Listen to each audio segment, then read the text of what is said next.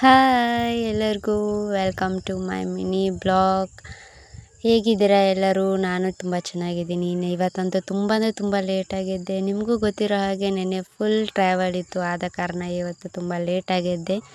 ಬೆಳಗ್ಗೆ ಎದ್ದು ನೀರು ಕುಡಿಬೇಕು ಅನ್ನೋಂಥ ಎಲ್ಲರೂ ಹೇಳ್ತಾರೆ, ಬಟ್ ಯಾಕಂತ ಗೊತ್ತಿಲ್ಲ. ಬಟ್ ಅವ್ರ ರೂಟೀನ್ ಏನೇನಿದೆ ಅದನ್ನ ನಾನು ಕೇರ್ ಮಾಡ್ತೀನಿ. ಸೊ ನನ್ನ ಒಳ್ಳೆಯದಕ್ಕೆ ಹೇಳ್ತಾರೆ ಅಂತ ಅಂದ್ಕೊಂಡು ನಾನು ಅವ್ರು ಏನು ಹೇಳಿದ್ದನ್ನ ನಾನು ಕೇರ್ ಮಾಡ್ತೀನಿ, ನನ್ನ ಪಾಲಿಸ್ತೀನಿ. ಆ್ಯಂಡ್ ಇವತ್ತು ನಾನು ಏನೇನು ಮಾಡ್ತೀನಿ ಅಂತ ಎಲ್ಲರಿಗೂ ತಿಳ್ಕೊಬೇಕಂದ್ರೆ ನನ್ನ ವಿಡಿಯೋನ ಪೂರ್ತಿಯಾಗಿ ನೋಡಿ. ಆ್ಯಂಡ್ ಎಲ್ಲರಿಗೂ ಗೊತ್ತಿರೋ ಹಾಗೆ ನಾನು ಎದ್ದಿರೋ ತಕ್ಷಣ ಫಸ್ಟು ನಾನು ಮೀಟ್ ಆಗೋದೆ ನನ್ನ ಶಾಕಿಗೆ. ಸೊ ನಾನೆಲ್ಲ ಕಡೆ ಹೋಗ್ದೆ, ಶಾಕ್ ಹೇಳಿದೆ ಅಂತ ನನಗೆ ಒಂದು ಸ್ವಲ್ಪನೂ ಗೊತ್ತಾಗಿಲ್ಲ.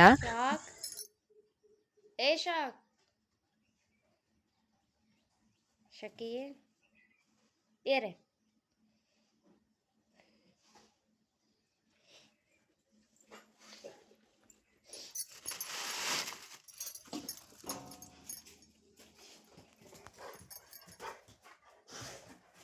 ಗಪ್ರೆ ಹಾಂ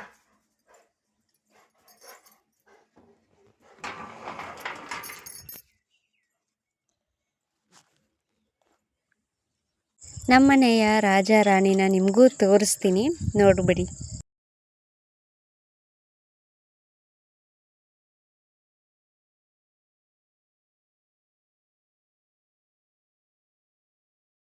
ಆಮೇಲೆ ಚಪಾತಿ ಮಾಡೋಣ ಅಂತ ಈ ಥರ ಸ್ಟಾರ್ಟ್ ಮಾಡಿ ಯಾವ ಥರ ಮೇಕಪ್ ಮಾಡಿದೆ ಅಂದರೆ ಈ ಥರ ಮೇಕಪ್ ಮಾಡಿದೆ.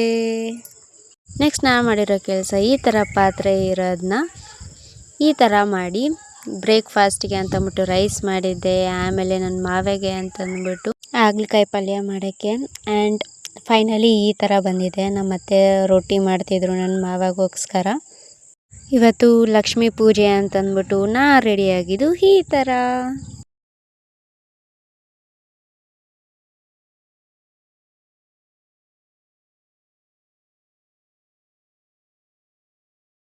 ನಮ್ಮ ಮನೇಲಿ ನಾವು ಈ ಥರ ಲಕ್ಷ್ಮಿ ಕೂಡಿಸಿದ್ದೀವಿ ಎಲ್ಲ ಶುಕ್ರವಾರ. ಈಗ 4 ಶುಕ್ರವಾರ ಬಂದಿದೆ ಅಂದರೆ 4 ಶುಕ್ರವಾರ ಲಕ್ಷ್ಮಿ ಕೊಡ್ತೀರಿ. ಲಾಸ್ಟ್ ಶುಕ್ರವಾರ ಅಂತೂ ಫುಲ್ ಗ್ರ್ಯಾಂಡಾಗಿ ಮಾಡ್ತೀವಿ. ಅದಕ್ಕೆ ನಾನು ಪೂಜೆ ಎಲ್ಲ ಮಾಡಿದ್ದೆ. ಸೊ ನಮ್ಮ ಮನೆ ಲಕ್ಷ್ಮೀ ಪೂಜೆ ಹೆಂಗೆ ಅನಿಸಿದೆ, ನಿಮಗೆ ಹೆಂಗೆ ಕಾಣಿಸ್ತಿದೆ ಅಂತಂದ್ಬಿಟ್ಟು ಕಾಮೆಂಟ್ ಮಾಡಿ.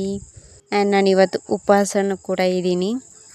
ಲಕ್ಷ್ಮಿ ಕೂಡಿಸಿದ್ದೀವಿ ಅಂತಂದಮೇಲೆ ಎಲ್ಲರ ಮನೇಲಿ ಹೋಗಿ, ಅಂದರೆ ನಮ್ಗೆ ಗೊತ್ತಿರೋ ಮನೆಗೆ ಹೋಗಿ ಅರಿಶಿನ ಕುಂಕುಮನ ಕರೀತಾರೆ.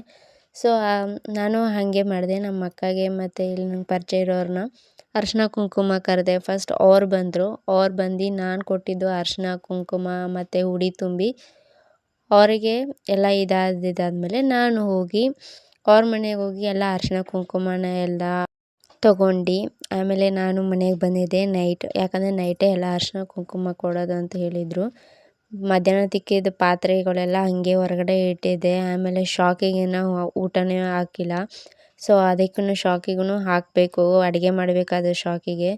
ಸೊ ತುಂಬ ಅಂದರೆ ತುಂಬ ಎಲ್ಲ ಅಲ್ಲಿಂದಲ್ಲೇ ಕೆಲಸ ಎಲ್ಲ ಇಟ್ಟೋಗೋ ಸಲುವಾಗಿ ನಂಗೆ ತುಂಬ ಅಂದರೆ ತುಂಬ ಕೆಲಸ ಇತ್ತು. ಇನ್ನು ಎಲ್ಲ ಪೆಂಡಿಂಗ್ ಕೆಲಸ ಎಲ್ಲ ಮುಗಿಸ್ಕೊಬೇಕು. ಹೇಳಿರೋ ಹಾಗೆ ಎಲ್ಲ ಪೆಂಡಿಂಗ್ ವರ್ಕ್ಸ್ ಎಲ್ಲ ಮುಗಿಸ್ಕೊಂಡು ಅಡುಗೆ ಎಲ್ಲ ಮಾಡಿ ನಾನಂತೂ ಹೊಟ್ಟೆ ತುಂಬ ತಿಂದೆ.